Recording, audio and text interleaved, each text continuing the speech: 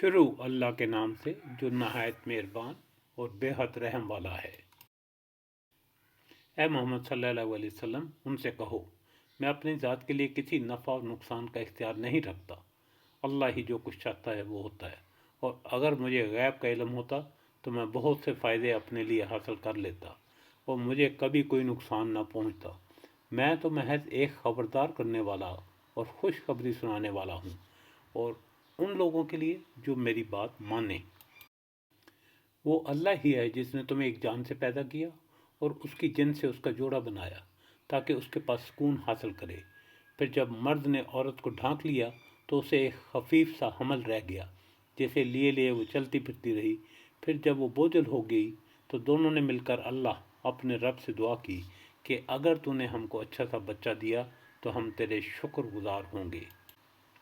مگر جب اللہ نے ان کو ایک صحیح سالم بچہ دے دیا تو اس کی اس بخشش اور عنایت میں دوسروں کو اس کا شریک ٹھہرانے لگے۔ اللہ بہت بلند و برتر ہے ان مشرکانہ باتوں سے جو یہ لوگ کرتے ہیں۔ کیسے نادان ہیں یہ لوگ کہ ان کو خدا کا شریک ٹھہراتے ہیں جو کسی چیز کو بھی پیدا نہیں کرتے بلکہ خود پیدا کیے جاتے ہیں، جو نہ ان کی مدد کر سکتے ہیں اور نہ آپ اپنی مدد ہی پر قادر ہیں۔ اگر تم انہیں سیدھی راہ پر آنے کی دعوت دو تو وہ تمہارے پیچھے نہ آئیں۔ تم خواہ انہیں پکارو یا خاموش رہو، دونوں صورتوں میں تمہارے لیے یکساں ہی رہے۔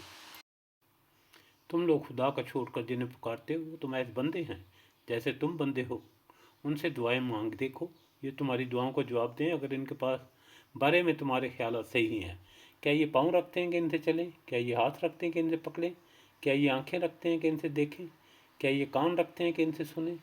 اے محمد صلی اللہ علیہ وسلم، ان سے کہو کہ بلا لو اپنے ٹھہرائے ہوئے شریکوں کو، پھر تم سب مل کر میرے خلاف تدبیریں کرو اور مجھے ہرگز مہلت نہ دو۔